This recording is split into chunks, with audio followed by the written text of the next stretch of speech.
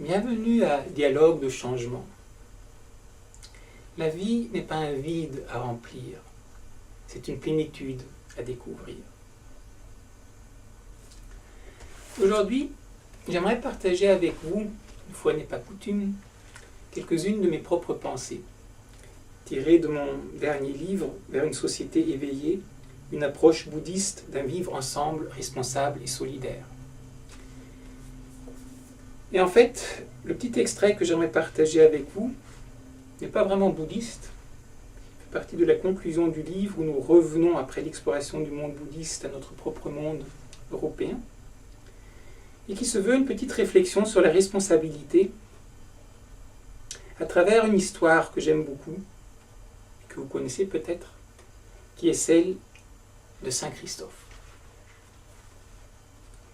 Il était une fois un géant doué d'une très grande force, qui décida de se mettre au service du Seigneur le plus puissant de la terre. Après de nombreuses recherches, il lui semblait l'avoir trouvé sous les traits d'un grand roi. Il expliqua sa quête au roi, et celui-ci ne fut que trop heureux de pouvoir le compter parmi ses serviteurs. Un jour, le roi et sa suite rentrèrent au château après une longue excursion. La nuit commençait à tomber. Comme le chemin était encore long, le géant proposa de prendre un raccourci à travers une forêt. Mais le roi refusa. Il avoua avoir peur, car on disait que la forêt était habitée par le diable.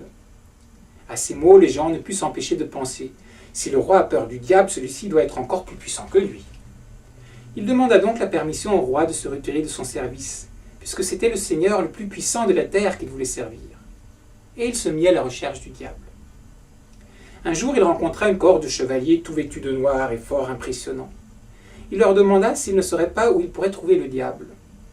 Leur chef s'avança et lui dit que c'était lui-même. Le géant présenta donc à nouveau sa requête et fut à nouveau accepté comme serviteur, cette fois-ci du diable.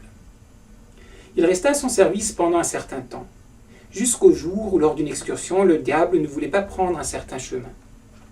C'est qu'il y avait une croix. Et le diable dut admettre qu'il avait peur de ce Jésus-Christ sur la croix. C'est donc que ce dernier était encore plus puissant que lui. À nouveau, le géant quitta son maître et se mit cette fois à la recherche de ce Jésus-Christ. Il chercha pendant longtemps, sans succès. Un jour, il arriva dans un village.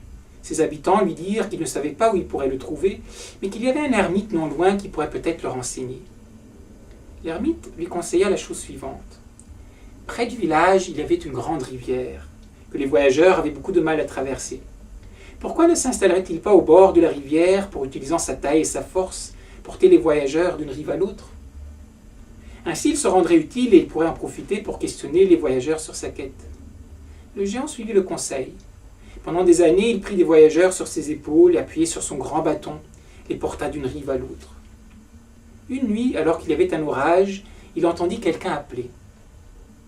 Mais chaque fois qu'il sortait de sa cabane, il ne voyait personne.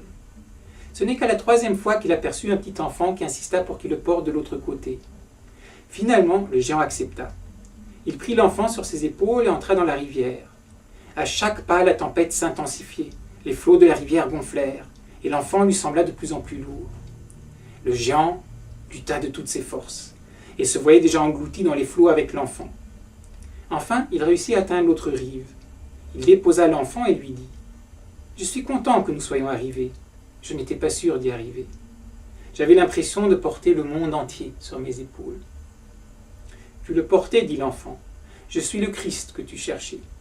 À partir de maintenant, on t'appellera Christophoros, celui qui porte le Christ. » Et il planta le bâton du géant dans la terre, où celui-ci prit racine et redevint un arbre verdoyant. Voici donc la légende de Saint Christophe, le patron des voyageurs et des jardiniers. Sans épuiser toute la richesse de cette légende, elle semble appropriée à plusieurs niveaux pour méditer les questions d'un dialogue interculturel sur le courage, la responsabilité, l'ouverture et le partage de nos vies. Tout d'abord, en tant que patron des voyageurs, Saint Christophe n'est-il pas celui qui favorise la rencontre, les échanges ? N'apparaît-il pas comme un passeur entre les rives et les mondes ? Par ailleurs, comme patron des jardiniers, n'est-il pas celui qui permet à travers ces passages l'éclosion, la croissance des graines que transportent les uns et les autres ? N'est-il pas non plus l'incarnation du courage et de la responsabilité ?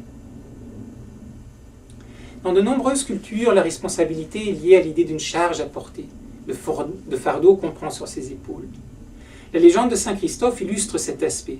Tout tout en dégageant un aspect profondément européen par rapport à certaines autres visions culturelles.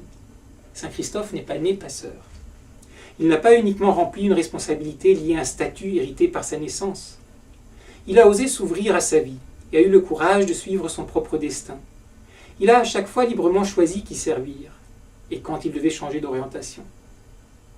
Et il en a, à chaque fois, entièrement assumé les conséquences. D'un point de vue européen séculier, son histoire révèle la notion d'autonomie de la volonté. Ses choix étaient libres, c'était à lui d'en porter les conséquences. Ce qu'il a appris à travers ses différentes expériences et les responsabilités qui étaient afférentes lui permit d'élargir son point de vue en lui donnant de nouveaux critères de jugement qui l'obligeaient de revoir son sens des responsabilités. D'un point de vue chrétien, mais aussi bouddhiste, son cheminement révèle une exploration de son être, une traversée des voiles de l'illusion pour enfin se retrouver, et à ce moment-là, devenir véritablement vivant en s'éveillant. La rencontre avec le Christ renvoie alors à la découverte de la nature de Bouddha, inhérente à tous. Son bâton planté, qui redevient un arbre vivant, fait penser à une résurrection et une nouvelle vie à travers le Christ d'un point de vue chrétien, et au rugissement du lion du bodhisattva qui sort de son cocon, s'ouvre à la vie et devient ainsi véritablement créateur d'un point de vue bouddhiste. J'aime beaucoup cette histoire de Saint Christophe, qui est très très très profonde, puis c'est mon nom aussi, ce qui fait que j'ai réfléchi un peu à cette histoire, ses implications, ce qu'elle peut nous enseigner. Et j'espère que ces quelques partages avec vous vous auront inspiré et continueront à vous inspirer dans votre propre exploration de vous-même et du monde et des autres. En ce dimanche 13 mai 2012. Merci.